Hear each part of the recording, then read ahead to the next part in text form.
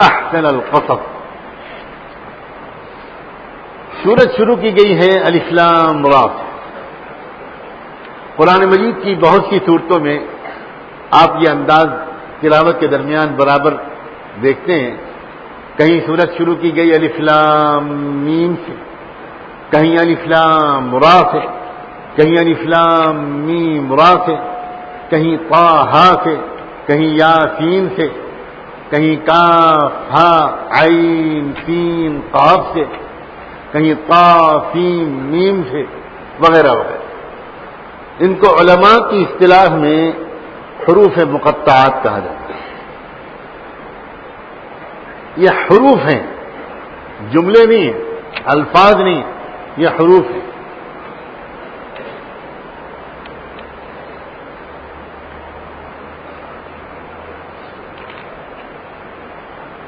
ان حروف کے کیا مطلب ہے، ان کے کیا معانی ہیں، ان کے کیا اشارات ہیں؟ یہ وہ موضوع ہے کہ سیدنا صدیق اکبر رضی اللہ عنہ کے دور سے لے کر، خود ان کی ذات سے لے کر آج تک کے علماء قرآن اس کی معانی کی تفصیلات کے سمجھنے یا سمجھانے کی کوشش سے احتیاط کریں، اور وہ اتنا ہی کہنا کافی سمجھتے ہیں کہ یہ اللہ کے رسول اور اللہ کے درمیان ایک راز ہے.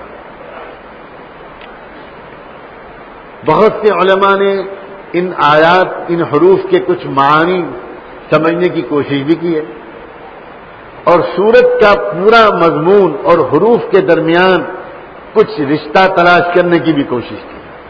لیکن یہ وہ موضوع ہے کہ جو عوامی درس قرآن میں خاص طور پر اس کو بیان کرنا مناسب نہیں.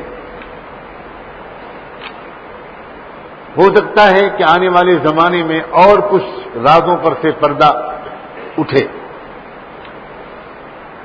کہ ان حروف کا سورت کے مضمون اور مزاج سے کیا تعلق ہے. عربی زبان عام زبانوں کی طرح نہیں ہے. اتنا اشارہ میں کر دوں،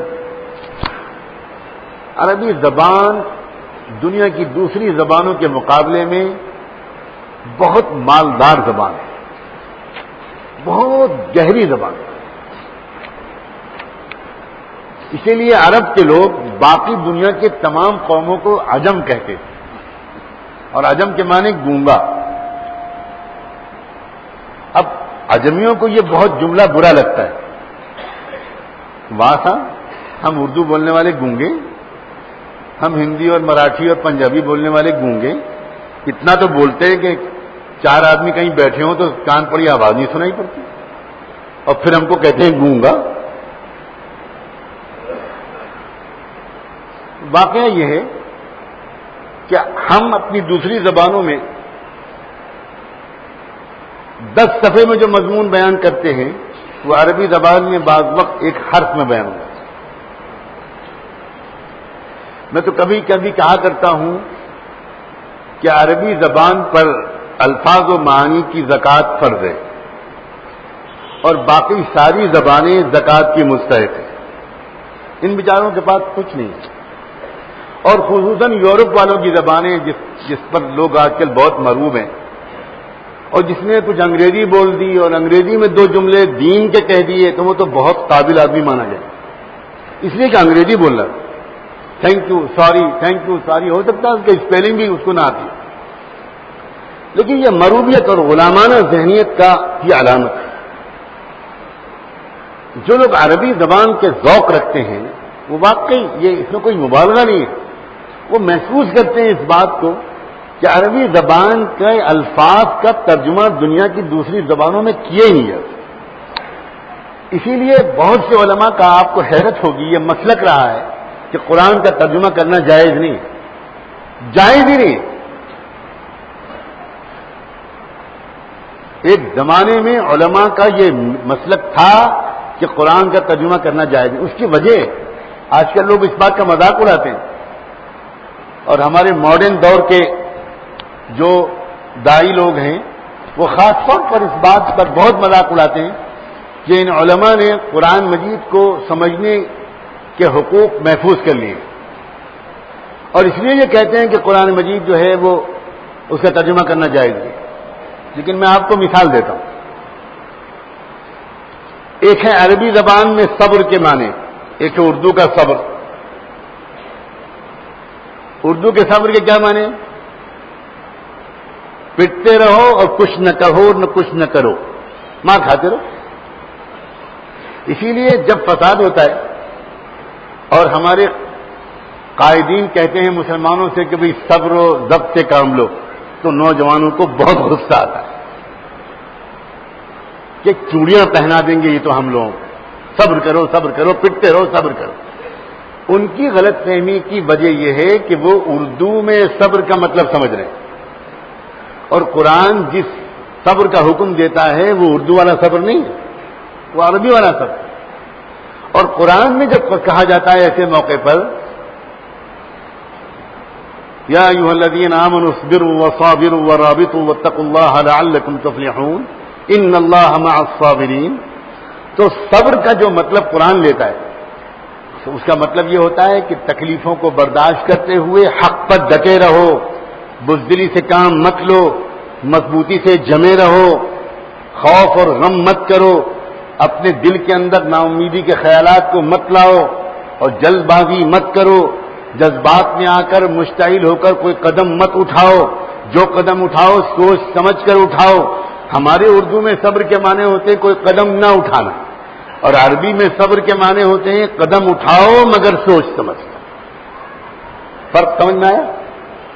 اب بتاؤ کیا اس بات کو اردو میں ایک لفظ میں کوئی بڑے سے بڑا ابوالکلام ادا کر سکتا ہے؟ نہیں کر سکتا. 1 گھنٹے کی تقریر کرنی پڑے گی، تب بھی لوگ کہیں گے اچھا کیا مطلب ہوا، گھر میں گھس جائیں، بیٹھے رہیں، کچھ نہ کریں، اچھا کھڑکی کھولیں، دروازہ کھولیں، باہر نکلیں، اتنا کریں، اچھا ایک اینٹا تو مار سکتے ہیں. یہ اس طرح کی بات لوگ پوچھیں گے، لیکن عربی والا کبھی نہیں پوچھے گا. وہ جانتا ہے کہ صبر کا مطلب کیا ہے. صبر کا مطلب یہ ہے کہ غصے میں آ کر کوئی بات قدم اٹھاؤ گے تم کو پچھتانا پڑے گا. جو طلاق غصے میں آ کر دی جاتی ہے اس پر سب طلاق دینے والے پچھتاتے ہیں کہ نہیں؟ اور طلاقیں اکثر غصے میں دی جاتی ہیں. مفتی صاحبان بیٹھے ہیں، پھر انہی کی خوشامد کرتے ہیں لوگ کہ حضرت وہ بہت غصے میں طلاق دے دی تھی، کوئی شکل نکال دی. تو ان سے یہ مفتی صاحب پوچھتے ہیں کہ بھئی ہم کو ایسے آدمی سے ملا دو جس نے بغیر غصے کے طلاق دی ہو، جس نے بہت خوشی میں شادی کی سالگرہ کے دن آ کر اس نے کہا ہو کہ آج تو بہت اچھا میک اپ کر لو، میں نیا سوٹ لایا ہوں. اور بیوی خوش ہو گئی کہ یہ کون سے درس قرآن سے آئے ہیں، اتنے اچھے موڈ میں تو کبھی آتے ہی نہیں تھے. اور بیچاری خوش ہو کے بیٹھ گئی بہت اچھا میک اپ کر کے، اور آپ نے پڑھا خطبہ مسنونہ اور اس کے بعد فرمایا میں نے تم کو 3 طلاق دی. ایسا بھی دنیا میں کوئی طلاق دیتا ہے؟ تو صبر کے معنی ہی یہ ہیں غصے میں آ کر کوئی قدم مت اٹھاؤ، جو قدم اٹھاؤ ٹھنڈے دل و دماغ سے سوچ کر اٹھاؤ. قدم نہ اٹھانا صبر کو نہیں کہتے. اردو والے صبر میں یہ غلط فہمی کا امکان ہے، لیکن عربی والے میں. اور ایک لفظ کا اگر یہ حال ہے تو پھر پورے قرآن کا کیا حال ہوگا؟ قرآن مجید کے لیے عربی زبان اختیار ہی اس لیے کی گئی. اور اسی لیے اب ایک بات اور سنیں، قدیم زمانے میں ہمارے بڑے بڑے ائمہ کے تصور میں یہ بات نہیں تھی کہ کوئی مسلمان ہو اور عربی زبان نہ سیکھے. اس کا تصور ہی نہیں تھا. عربی زبان کا سیکھنا فرض مانا جاتا تھا، فرض. فقہا کے فتوے مجلدات میں موجود ہیں کہ اتنی عربی زبان کا سیکھنا فرض عین ہے جس سے قرآن مجید سمجھ میں آئے. اتنی عربی زبان کا سیکھنا فرض عین ہے جس سے نماز سمجھ میں آئے، اذان سمجھ میں آئے، نماز جنازہ سمجھ میں آئے. اتنی عربی زبان کا سیکھنا فرض عین ہے. اور ہمارے ملک میں اور ہمارے معاشرے میں سب کچھ سیکھنے کے لیے ہمارے پاس وقت ہے، لیکن عربی زبان سیکھنے کے لیے وقت نہیں. اللہ کرے ہم ماضی کی غلطیوں کی تلافی کریں اور مسجد اس بات کا نظم ہو کہ لوگ 1 گھنٹہ آ کر، نوجوان لوگ خاص طور پر اور بڑے بھی، وہ ضروری عربی سیکھیں تاکہ کچھ تو ان کو قرآن مجید سے مناسبت ہو. جب امام کہہ رہا ہو کہ قل هو اللہ احد تو وہ کچھ سمجھ رہے ہوں. اور جو لوگ قرآن مجید کو سمجھتے ہیں ان کا ذہن نماز میں کم بھٹکتا ہے، اور جو لوگ قرآن مجید کو نہیں سمجھتے ان کا ذہن نماز میں زیادہ بھٹکتا ہے، اس لیے کہ ان کو پتہ ہی نہیں چلتا کہ وہ کیا پڑھ رہے ہیں یا کیا سن رہے ہیں امام سے. ارشاد فرمایا الف لام را، اسی لیے میں نے عرض کیا الف لام را یہ حروف ہیں. میں یہاں سے عربی زبان کے بارے میں بات نکل پڑی تھی. عربی زبان میں حروف کے بھی معنی ہوتے ہیں. فقلت لها قفی فقاف، مشہور عربی شاعر کا شعر ہے. فقلت لها قفی فقاف، خود قرآن مجید یہ ایک صورت ہے قاف والقرآن المجید. عربی زبان میں حروف کے بھی معنی ہوتے ہیں، اور عربی زبان میں حروف کا درجہ حرارت ہوتا ہے. بعض حروف گرم مانے گئے ہیں، جلالی حروف مانے گئے ہیں. بعض حروف جمالی حروف مانے گئے ہیں. بعض حروف معتدل حروف مانے گئے ہیں. قرآن مجید میں حروف مقطعات کا ایک راز یہ بھی بیان کیا گیا ہے کہ جن صورتوں میں اللہ تعالیٰ نے مجرموں کو سزا دینے کا ذکر کیا ہے اور جو صورتیں وعید کی صورتیں ہیں ان صورتوں میں حروف شدت استعمال کیے گئے. وہ حروف استعمال کیے گئے ہیں جو جلالی حروف ہیں. اور جن صورتوں میں اللہ تعالیٰ نے بشارت کا انداز اختیار کیا ہے، خوشخبری کا انداز اختیار کیا ہے، اور نبیوں کے طریقے پر چلنے والوں کے لیے کامیاب زندگی کے اصول بیان کیے ہیں، اور ان کے دلوں میں امید پیدا کرنے کی طرف ان صورتوں کی توجہ زیادہ ہے. تسلی کے لیے جو صورتیں آئی ہیں، دشمنوں سے زیادہ خطاب نہیں کیا گیا. اپنوں کو صبر اور استقامت کے اصول سکھا کر آئندہ آنے والی فتوحات کی خوشخبریاں جن صورتوں میں دی گئی ہیں ان صورتوں میں حروف خفت استعمال. وہ حروف جن کے درجہ حرارت کم ہے، جن کا ٹیمپریچر کم ہے، اور جن حروف میں جمالیاتی ذوق زیادہ ہے. اب یہ باتیں وہ ہیں جو میں اشارے اس لیے کر رہا ہوں کہ طلبہ کو، نوجوان علماء کو قرآن مجید کی گہرائیوں میں اترنے کا شوق ہے اور وہ خود محسوس کرنے لگیں کہ بھئی ابھی تو ہم کچھ نہیں جانتے. وما اوتیتم من العلم الا قلیلا. چنانچہ الف لام را یہ تینوں حروف خفت اور حروف جمال ہے. اور جب یہ حروف ایسا لگتا ہے حضور اکرم صلی اللہ علیہ وسلم ایک حرف سے سمجھ جاتے ہوں گے اب آگے اس صورت میں کیا آ رہا ہے. تو مان لیجئے اگر کسی اللہ کے رسول پر غم کا بوجھ ہے اور اللہ ہم اور آپ سمجھ بھی نہیں سکتے کہ آپ کی زندگی کیسے غموں میں گزرتی تھی، کتنا تڑپتے ہوں گے آپ، کیا کیفیت ہوگی آپ کے دل میں. اب صورت تو پوری اتاریں گے اللہ تعالیٰ مثال کے طور پر 1 سال کے اندر، 2 سال کے اندر، اور پوری صورت کا مضمون پورا ہوگا تب جا کر میرا نبی، میرا محبوب، اس کے دل کو تسلی ملے گی. اور تسلی کی شروعات کرنی ہے فوری طور پر.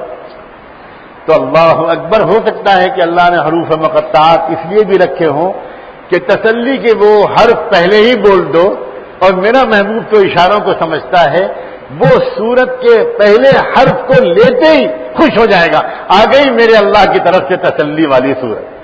اور اس کے پھر اس کو آرام مل جائے گا، سکون مل جائے گا. اور اللہ کو مطلوب تھا کہ اپنے محبوب کے غم کو ہلکا کرے.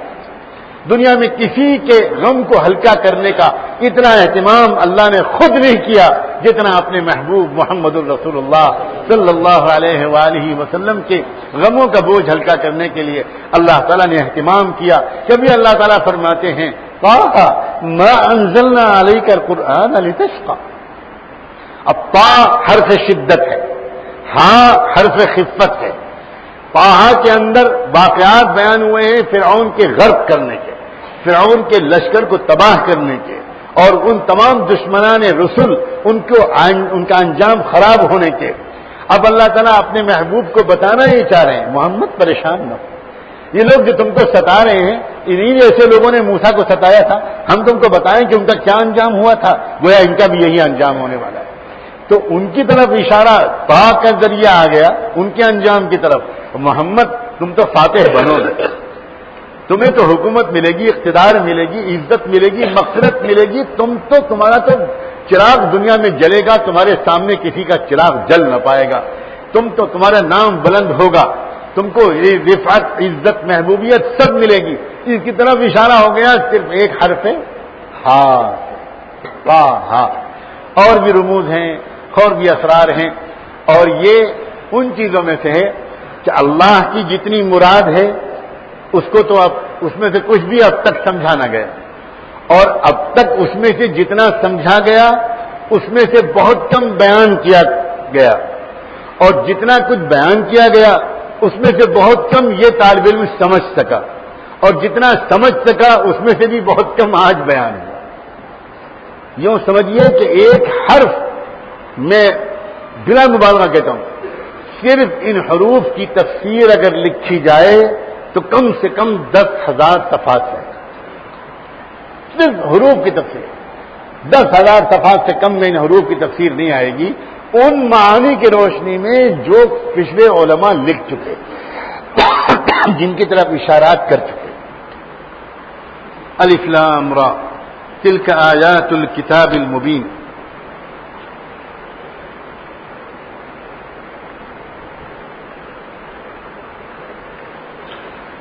یہ ہیں نشانیاں، یہ ہیں آیات الکتاب المبین، واضح کتاب. الکتاب قرآن کی صفت، قرآن کا نام. حقیقی کتاب صرف قرآن ہے، الکتاب صرف قرآن ہے. پچھلے دور میں جو نبیوں کو بھی صحیفے اور کتابیں ملی وہ بھی دراصل اسی قرآن کے اوراق تھے. الم تر الی الذین اوتوا نصیبا من الکتاب. پچھلی اہل کتاب کا تذکرہ کرتے ہوئے اللہ تعالیٰ نے قرآن مجید میں ایک جگہ پر ارشاد فرمایا، کیا تم نے نہیں دیکھا ان لوگوں کو جن کو ہم نے الکتاب کا کچھ حصہ دیا تھا؟ الکتاب کا کچھ حصہ. پتہ ہی چلتا ہے کہ الکتاب اللوح المحفوظ میں موجود ہے، اور اس میں سے ہر دور میں اس دور کے استعداد اور ضرورت کے مطابق اس دور کے نبیوں کو اسی کتاب میں سے کچھ مضامین دیے گئے. پوری الکتاب آئی ہے سیدنا محمد الرسول اللہ صلی اللہ علیہ وآلہ وسلم پر، جس کو ہم قرآن مجید کہتے ہیں. اس کتاب کی دوسری صفت یہ ہے المبین. یہ بہت روشن کتاب ہے، واضح کتاب ہے. بے شک قرآن مجید کا یہ عجیب و غریب وقت ہے. پچھلے دور میں جو قومیں تھیں ان قوموں کو جو کتابیں اور صحیفے ملے اس میں ان قوموں کے اسلوب کا اور ان کے طرز گفتگو کا لحاظ کیا گیا. پچھلے زمانے میں قوموں کا جو مزاج تھا وہ یہ کہ جو بات گھما پھرا کر کہی جائے، اشاروں میں کہی جائے، تمثیل اور استعارے کے پیرائے میں کہی جائے، وہ بات زیادہ وزنی معلوم ہوتی ہے، اور جو بات کھلے ہوئے لفظوں میں کہہ دی جائے وہ کوئی خاص علمی بات نظر نہیں آتی. ہمارے زمانے میں بھی بعض مجمع وہ ہیں کہ اس مقرر کو بہت داد دیتے ہیں جس مقرر کی کوئی بات ہی سمجھ میں نہ آئے.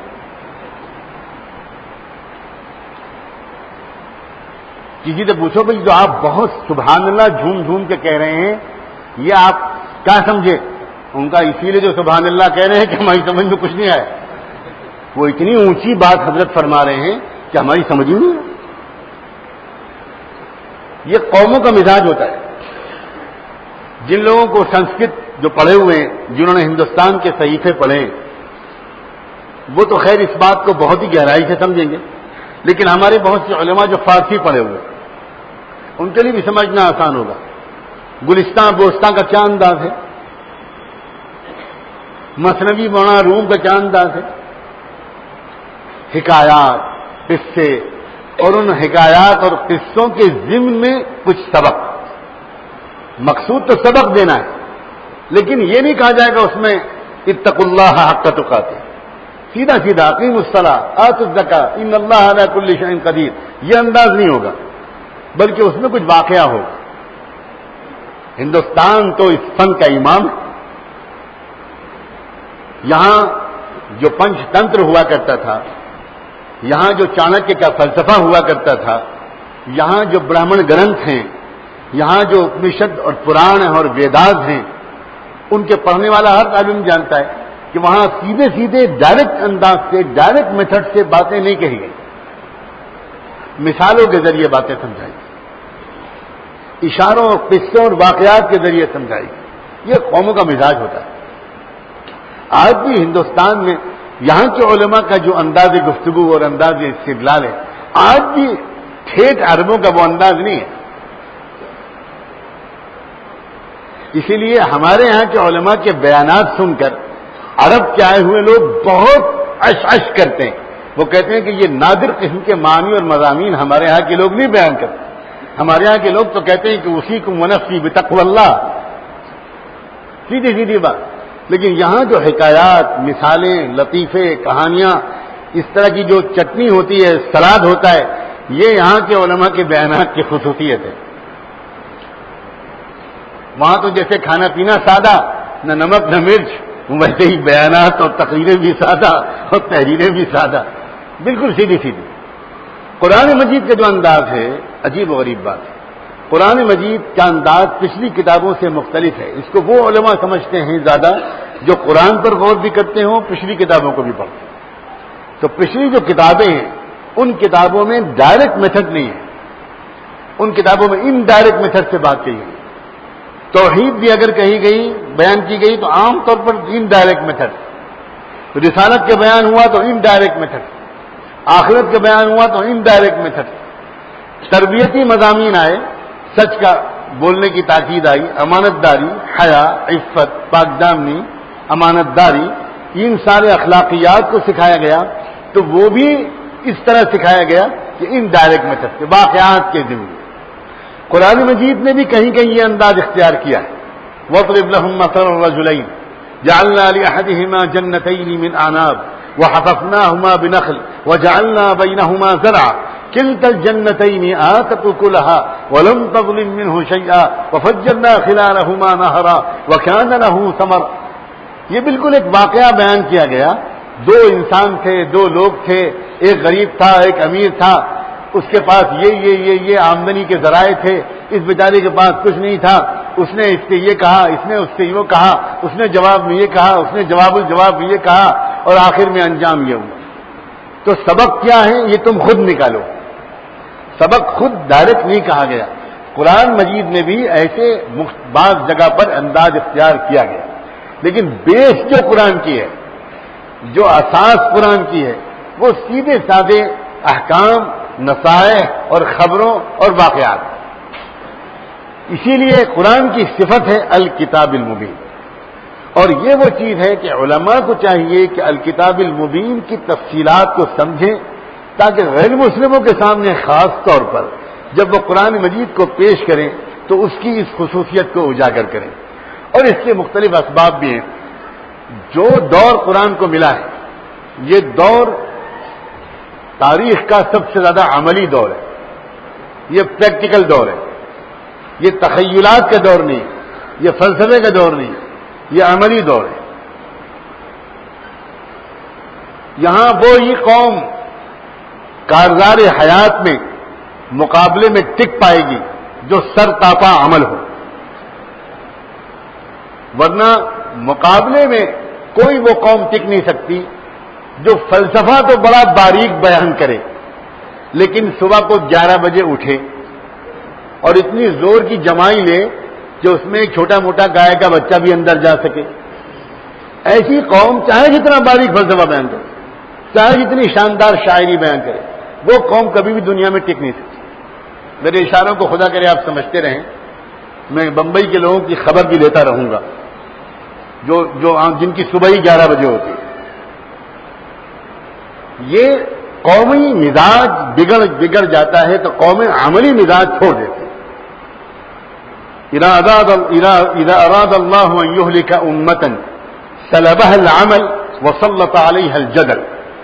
سنن ترمذی اور سنن ابن ماجہ کی روایت ہے، حضور اکرم صلی اللہ علیہ وسلم نے ارشاد فرمایا کہ جب کسی قوم کو اللہ تعالیٰ ہلاک کرنے کا فیصلہ کرتے ہیں تو اس کی قوت عملی چھین لیتے ہیں اور اس میں نکتہ آفرینی بال کی کھال نکالنا اور بحث مباحثے کا مزاج اس کو دے دیتے ہیں۔ سیدنا محمد رسول اللہ صلی اللہ علیہ وآلہ وسلم ایک ایسا مزاج لے کر آئے تھے جو سرتاپا عمل، جو کیوں اور کیسے یہ مزاج ہی نہ ہو، سمعنا و اطعنا کا مزاج۔ اس مزاج کے لیے جس نبی کی ضرورت تھی وہ بھی عملی، اور جس کتاب کی ضرورت تھی وہ بھی بالکل پریکٹیکل، سیدھا سیدھی کتاب۔ ہمارا مزاج اب کیا بن گیا ہے؟ ہم کتنا وقت غیر ضروری باتیں کرتے ہیں۔ ایک بات دو جملوں میں ادا کی جائے اور وہ سمجھ میں آ جائے، اگر آپ اس کے لیے 4 جملے بول رہے ہیں جس کا مطلب یہ ہے کہ آپ اپنا اور اپنے مخاطب کا وقت خراب کر رہے ہیں، اور اس کے بارے میں بھی قیامت کے دن پوچھا جا سکتا ہے۔ ہمیں سیکھنا پڑے، بزرگوں کی صحبت میں رہ کر خالی تہجد نہیں سیکھی جاتی، بات کرنے کا طریقہ سیکھا جاتا ہے۔ مختصر سے مختصر لفظ میں بات کرنی چاہیے۔ ہمارا وقت بہت قیمتی ہے، ہم بہت بڑے مشن کے لیے پیدا کی ہوئی امت کے ایک فرد ہیں، ہم میں سے ایک ایک کو ایک منٹ کی حفاظت کرنی چاہیے۔ ایک لطیفہ سناؤں آپ، جس سے سمجھ میں آئے گا کہ ہمارا آج جو زوال ہے اس کی ایک وجہ کیا ہے۔ ایک انگریز بہت بڑا حکمراں ترکی کے دورے پر آیا، اور پروٹوکول کا تقاضا یہ تھا کہ اس کا استقبال کرتے ہوئے 21 توپوں کی سلامی دی جائے، یعنی گارڈ آف آنر دیا جائے۔ لیکن اس دن جب وہ اترا ہے ہوائی اڈے پر تو کوئی 21 توپوں کی سلامی نہیں دی گئی۔ تو اس انگریز نے پوچھا کہ بھئی میرے استقبال میں جو پروٹوکول ضروری تھا 21 توپوں کی سلامی وہ کیوں نہیں دی گئی؟ تو ترکی کے جو اس وقت گورنر تھا استنبول کا، اس نے کہا کہ حضور اس کی 9 وجہیں ہیں۔ کتنی وجہ؟ 9 وجہ۔ اچھا کیا ہے؟ ان کا پہلی وجہ یہ ہے کہ سرکاری خزانے میں بارود ختم ہو گیا تھا۔ تو انگریز بولا اوکے دیٹس انف، بس کافی ہے، یہ میرے پاس 8 وجہ سننے کا وقت نہیں ہے، بارود ختم ہو گیا تھا، بس یہ وجہ کافی ہے بھائی کہ اس لیے نہیں ہوا پروٹوکول۔ یہ فرق ہے عملی قوم کا اور غیر عملی قوم۔ غیر عملی قوم اس کے لیے بھی 9 وجہ گنائے گی، اور عملی قوم کا آدمی بالکل سننے کو تیار نہیں۔ یہ مزاج تھا صحابہ کرام، صحابہ کبھی فضول باتیں نہیں کیا کرتے۔